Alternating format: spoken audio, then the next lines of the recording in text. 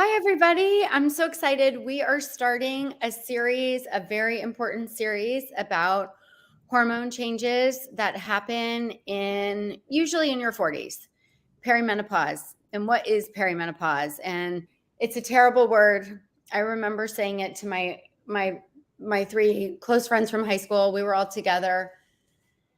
It was right after my divorce. So we must have been like 42 or 43. And they were talking about anxiety and not sleeping well. And I said, well, you guys were starting perimenopause. And they all got so pissed. It was many years ago. So it was like before people talked about menopause. And they were like, I don't even know what you're saying, but it's not right. You have a little bit of that in you too. She's a perimenopausal denier as well. And I don't embrace the word. I feel like I'm in a midlife transition that I'm embracing in a positive way of what kind of work do I want to do? What clients do I want to work with? How do I want to spend my time? Who do I want to spend my time with? What kind of exercise do I want to do at this time of life? It's that kind of thing. But to say, I will tell you, I have never said, oh, I'm in perimenopause to anyone. Never. Okay, well, whatever. All perimenopause means is that it's extremely important to know about and to talk about because it is the unmissed period. So it's potentially a 10-year period until a 10-year time span until you stop your period. So what does unmissed mean? I'm confused. Tell me. Perimenopause, all the symptoms of perimenopause goes completely unmissed at the majority of doctors. Women go to the doctor and it's missed. Yeah, like they're complaining about this, that, or the other, and they're like, oh, whatever, take this pill or go on the pill or whatever. Or lose weight and eat better. Or because the hallmark of perimenopause, and again, it's different for every woman. If you've hung out with the two of us, you know that we have really different hormone systems. We have really different detox systems. Yeah. So it impacts us totally differently. But it is the hormonal changes that lead up to menopause. Menopause is defined as not having a menstrual cycle, not having a period for a year. So that the average age of that is 52. So most of this stuff in perimenopause is actually happening around 45, 47, 48. And it's the subtle shifts that start to happen where a woman isn't even recognizing that she doesn't feel quite right. By 52, it's so loud that you can't stop it. Like you might have vaginal dryness. You might have joint pain. You might have hot flashes or night sweats or your hair is falling out. So the symptoms are so extreme, usually around menopause, or you're bleeding like crazy or you're not bleeding at all. But like women are like, oh, something's happening with my period. But that usually happens like much later. It's the 46-year-old, the 45-year-old that can't sleep at night, the 46-year-old that has heavier bleeding or fatigue or weight gain in the tummy or depression. And obviously this is all happening in a life, and you have a life and you have a lot going on in your life. And many women, not all women, are mothers, or if they're not yet mothers, potentially trying to be mothers. And it's a really and many women have big responsibilities at work in their mid 40s. So there's like a lot going on, and there's not a great menopause doctor. So some OBs are really on top of it and go, oh, this is estrogen deficiency. And they're getting better and better and better as the world is screaming out about women's hormones and that the gaslighting that's been happening for women around their hormone changes. But I will tell you that I'm on a rant, but I had a patient yesterday. She's 51. She came to me she came to me for a bunch of things, but she was doing an exercise class and kind of a normal hard exercise class and broke her ankle. And I was like, that's just not normal. and she has low back pain. I was like, this is just not normal. You need to get a DEXA scan. A DEXA scan is looking for bone density. She was in menopause. We were working on hormones. She had every symptom under the sun. And when she was 46, she went to her doctor. She was done having her children. I think she was 45. Done having her children, went to her doctor. Has always been a person that never did well with birth control. Like it never worked well for her body. Like there are just these patients that are like, if I take birth control, I go crazy or I feel really bad afterwards. So she had these big periods of amenorrhea after when taken off her birth control. So she didn't have her period, which to a doctor needs to be a red flag that she doesn't have enough estrogen. She was not ovulating. Something was going wrong hormonally for this woman. The OB at the time, and I'm not a doctor shamer or judger, doctors are humans and it's a really hard gig. And OBs at the end of the day, Kara and I have said over and over, are surgeons. They deliver babies. They take out fibroids. They do amazing surgical procedures. They also do primary care for pregnancy care, but they're not superheroes and they can't do everything.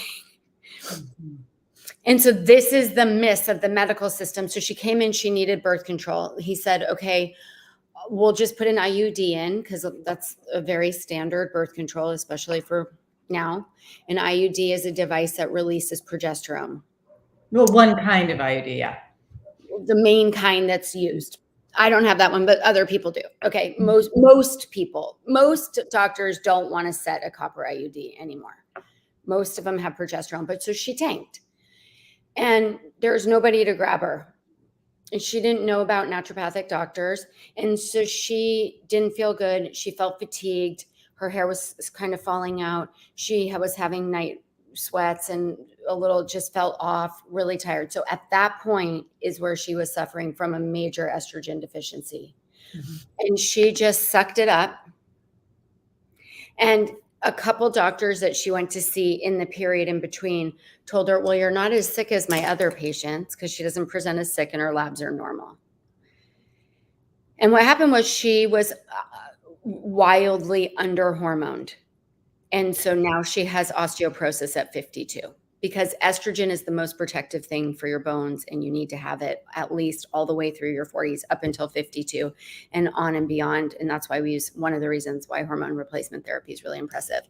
But I'm just speaking to when it's not in the box, it's an out of the box presentation of hormone changes. Mm-hmm. It gets so missed. And she was offered one from one doctor. I think she said two different doctors. I don't want to say two guaranteed antidepressants. Mm-hmm. And so, and antidepressants are not great drugs for hormone issues because we're going to do a different talk on just that specifically, because that is a go-to prescription and there's a reason for it. And there is an appropriate place for that, but this was not. So I want to bring that story because you and I talk about, we talk through patient care together and that's what we do because we're good friends and we're doctors. And so a lot of that story is like you're talking to me, but I just want to bring it down to like the basics of what was said there is that sometimes in this period in your 40s, and if you've had a stressful life and had a lot of trauma and just a lot of challenges, physical challenges, emotional challenges, your actual menopause is likely to come earlier than someone else's, which would be 52 typically. You might get menopause at age 40. So let's say, you could be 36 having these symptoms. You could be 40 having these symptoms, and we don't automatically think it's those hormone shifts before menopause that are causing these issues. And one of the most enlightening things I found out about menopause is that the highest degree of symptoms, the most symptomatic you are, is 4 years before you just stop getting your period. So that could be me now, for sure. That could be me now. Because it changes. So like when you look at a teenager, when a child is growing and then all of a sudden their ovaries turn on and they're starting to make estrogen and they're starting to ovulate. It's the change where you see the difference in their skin, the difference in their behavior. They put on weight, they get bloated, they look weird. I mean, they're like literally in a transition, and you see them in your homes or on the streets, and you're like, that kid is like, their nose grows before the rest of their face, or like, they're just like, it's awkward. Yes. They are awkward. Their body is unrecognizable to them. And that is what happens for a woman with these hormone changes. And the hardest part about this, both for doctors and for patients, is there's no lab test for it. It's not like you do a lab test. I mean, there's a few. You can look at your FSH, and some women, and FSH is a marker that we use, follicular stimulating hormone, to really like diagnose perimenopause. And if a woman has an FSH over 30, and if you're listening to this and you're on a fertility journey, trust me, Kara and I have changed people's FSHs. It's movable if you're young. But if you're getting older and your ovaries are just dimming down, your FSH is going to rise. And if you're above 30, you're probably not going to get pregnant. But we actually have had patients come back with high FSH numbers, and we've done all this lifestyle stuff and kind of fixed their foundations, fixed their nutrition, fixed all of this. And the FSH number can go lower, looking like, okay, you're more fertile. It's very interesting. It is a movable number. It is a measure of health in a way. So you're right, though. It's not, we don't have a really good diagnostic test. And so back to that patient. So this woman is having all these symptoms. I mean, sometimes a woman comes in with a symptom, and it can be like from 36 on, or whenever you're set for this menopause thing. And they say, you know, I have serious brain fog. That might be your main symptom of hormones. For me, it's probably migraines. Yeah. For other people, it's hot flashes at night. For other people, it's vaginal dryness. You can have all of these symptoms. And some of the symptoms, like my symptoms, are actually high estrogen because my body's not responding to trying to get pregnant. You know, my brain is trying to manage my hormones and make me get pregnant. That's sort of like a biological push. And my ovaries are responding in a way that actually I get these surges of estrogen. A lot of people in perimenopause are getting surges of estrogen. So that's one of the problems. Hillary's patient there was not getting enough estrogen, and so wasn't ovulating, and was put on just a hormone replacement that was just progesterone. And then the bones deteriorated because there's no estrogen to protect the bones. So that story is so preventable and really hard to hear, honestly. And she had to pay for her own DEXA scan. Yeah. Because DEXA scans are not covered by insurance before you're this age of 60, but that's a whole different thing. So this woman was wronged in like 5 different ways, you know, like the medical system wronged her in 5 different ways. And I'm sorry. I hope you're listening. And we're having compassion for you if this patient's listening, but that is actually not repairable. Do you know what I mean? So we need to catch these things before we have the actual damage done. Do you know what I mean? Like if you're just like gaining weight, and you're accepting, I'm just in a transition where I gain weight to an unhealthy weight, that's doing damage to your body. So Hillary and I are here to say, hey, everybody in their 40s or even earlier, like, let's start thinking about these hormones and how to optimize your health. And that's kind of what we're doing, right, Hillary? Like, we're not accepting, oh, we're just going to gain weight and not be as smart and not remember anything. And, you know, we're just going to like get the wrinkles and cuddle up and die. Like, we're not going to do that. That's not what's happening here. We're going to figure out exactly how to optimize everything, our muscles. What should we be doing now? In my 20s, I was doing really different things. So that's the conversation we're trying to start. But we definitely will do a talk on the medication management here. So the one thing I really want to leave women with, and because I kind of went off on my own tangent, I'm sorry, but the first change that typically is the most obvious in perimenopause is that when you ovulate, the egg that you ovulate is not as badass as the egg you used to ovulate. And the egg itself, the corpus luteum, the outside layer of the egg, is what releases progesterone. So one, if you don't ovulate, you're not getting enough progesterone. So that's in the case like me, people with PCOS tend to be anovulatory. So you have these progesterone deficiencies. Progesterone deficiencies And it's because often you're not bleeding, you're not releasing quite as much progesterone. You can have one side that's super badass and one side that's not as great. Yeah. So things can just be very changeable. Sometimes it presents with thicker, heavier bleeding. Sometimes it's just periods that are shorter together. That's often a common complaint. Women will just be like, oh, my cycle's like 24 days. And I'm like, okay, if you're bleeding every 24 days or every 21 days, one, that sets you up for iron deficiency or blood deficiency, like nobody's business. And two, like, that's not normal. So like, let's work on it, you know, but women are just like, no, it's fine. And a lot of times we don't pay attention because we're so busy. Yeah. But we can do so many things in this little visit time that we don't get to get into all this. When you don't, well, and women are so busy, but when you don't have enough progesterone, often you're not sleeping well at night. These will be the women that start to wake up at 3 a.m, wake up at 4 a.m. They're not getting, progesterone is a neuro relaxant. It calms things down in the brain and it's a really good sleep aid. And it's neuroprotective. Remember that? It is neuroprotective, right? It's one of the most important things. So talking about if you're, and so for like Kara, if you're having migraine or if you're having anxiety because your neuro relaxant, neuroprotectant is gone and you're a little bit more afraid. Or I'm having brain like forgetfulness. I'm not really having anxiety. That's the neuroprotection thing. Like my short term, I left my phone at your house and like flew back to Connecticut. Things like this happen. Progesterone. That is a hormone thing. That is not my usual sharp brain. There's a lot of ways to get progesterone, to use progesterone in perimenopause to minimize symptoms. So that's kind of what I want to say. Like this woman, the doctor was like, okay, I'm going to get some progesterone and that's protective. She needed much, much more, which we can go into estrogen issues later.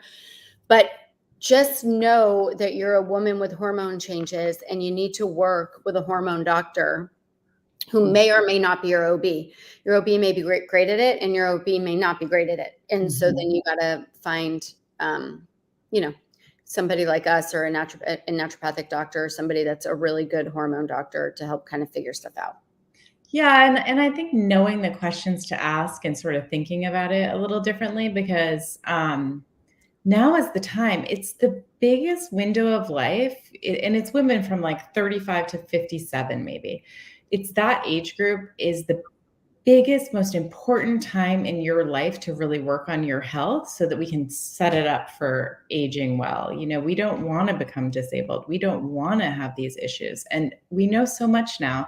So much is out there, so much information. And if we could just tailor it to the individual woman and really support that woman in optimizing, I think it pays back. Like every little daily choice just pays back for years. And I think I like working with you because you and I have to make such different choices through our days. But it's interesting because both of us in our fertility journeys needed progesterone. So even with totally different hormonal setups, we both needed progesterone. So that is an interesting sort of universal hormone to look at first. So I think that's a smart way to go about it. Progesterone. And lots of ways to talk about it. So the next class we'll do is talk a little bit about how you can get access to some progesterone or progesteronic herbs that can be really helpful, or some different things like that can help during the perimenopausal time, because herbs work really well. Really, really well, and have for centuries and thousands of years. So we should look there first because they have a great safety profile over time. Yay, fun. You look so cute in your blazer. It looks like you're doing something super professional over there in Connecticut. I am. We have an interview coming up. Oh, okay. All right. Yay. Bye, everybody. Bye.